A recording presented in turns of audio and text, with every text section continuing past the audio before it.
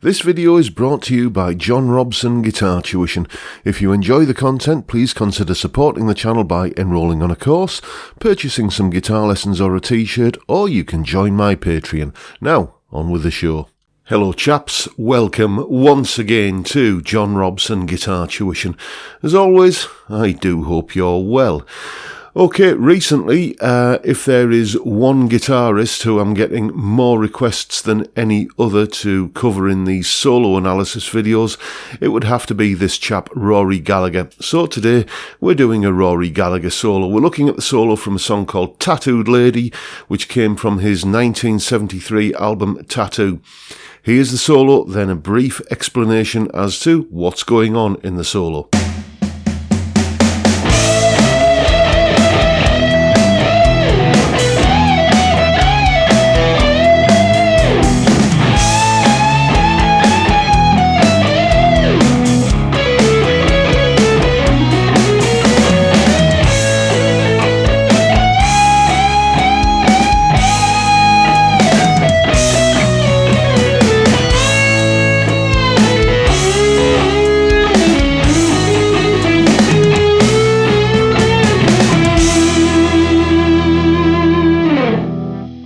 Okay then, as always, let's begin this analysis by looking at the chord sequence that the solo is played over. There it is on screen there.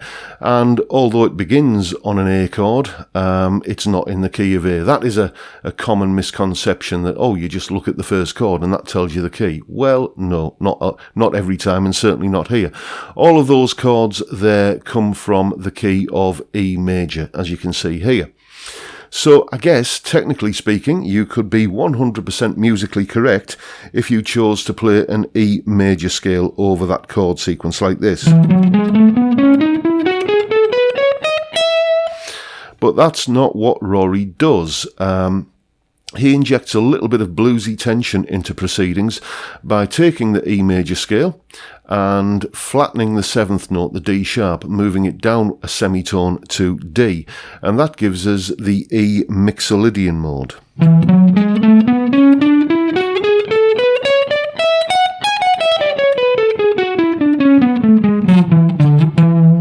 One of those. It's just got that little bit of bluesy grit in it, which is perfect for this this solo, really.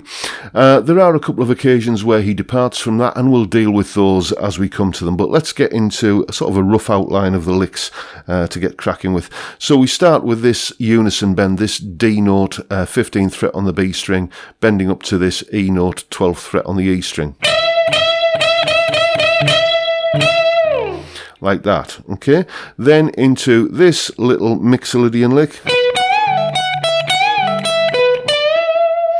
Like that, okay? First 4 bars of the solo done and dusted.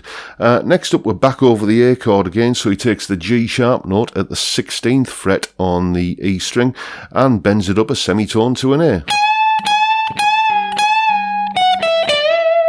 And finishes on with that little descending thing there and coming down to this 15th fret D to E bend. And then this little section of the solo concludes with this little twiddly bit. There we go, like that. And that leads us into the B major chord, where he basically plays a little section of a B major scale. Here's a B major scale.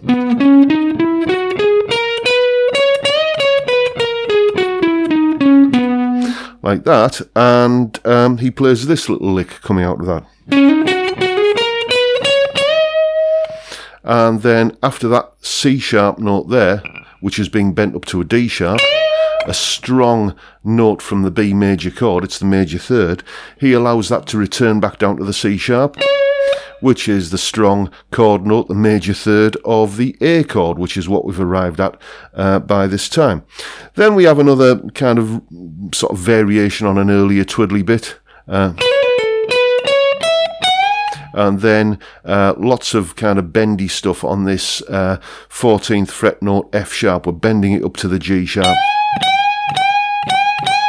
And then we conclude that with that. And then the final section of the solo uses the E major scale. He actually does use the E major scale here.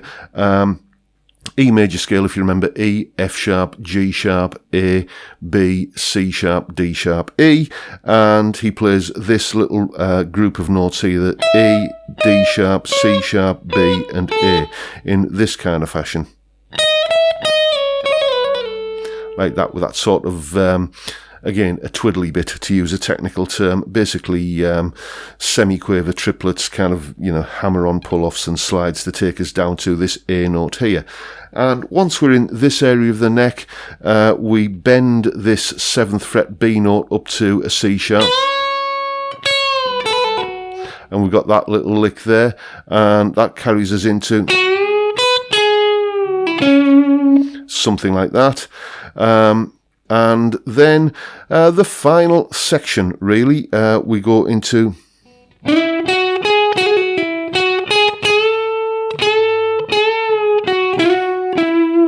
that kind of thing. And what's happening there is we're playing over a B major chord at this point, and the big important note in that series of licks there is this G sharp being bent up to an A over the B major chord. That turns it into a B7, which gives it a real sense of yearning and wanting to move on to the next chord. And you're expecting the E major chord, but we don't go to an E major chord. The song changes key at this point, as you'll have seen earlier, by going to an E minor. But nevertheless, we land on the strong E root note of that chord as we come out of the solo. So that's what's going on in the solo from Tattooed Lady by Rory Gallagher.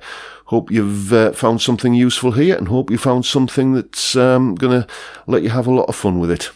And as always, there is a full tab in both Guitar Pro and PDF formats, along with a jam track and that little clip that you've seen there of me demonstrating and explaining the solo. All of that is up on my Patreon page right there. There's the address, link in the description, as a special little thank you to all of my wonderful Patreon supporters, who I am more grateful to than I can tell you.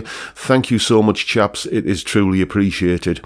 It's only $3 a month in case you're interested, and you get all of these extra resources that go along with the YouTube video lessons, so check it out, why not?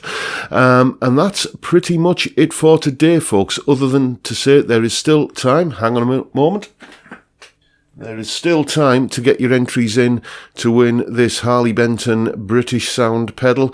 The link to the contest is in the description below, along with all of the links for like the Patreon and all of the other ways that you can support the channel if you are so inclined. Thank you so much if you're already doing that, and thank you in advance if you're thinking of doing that. And with that, I'll bid you all a good day and say look after yourselves, folks. Stay well, stay safe, and above all, stay sane. I'll see you next time. Bye for now.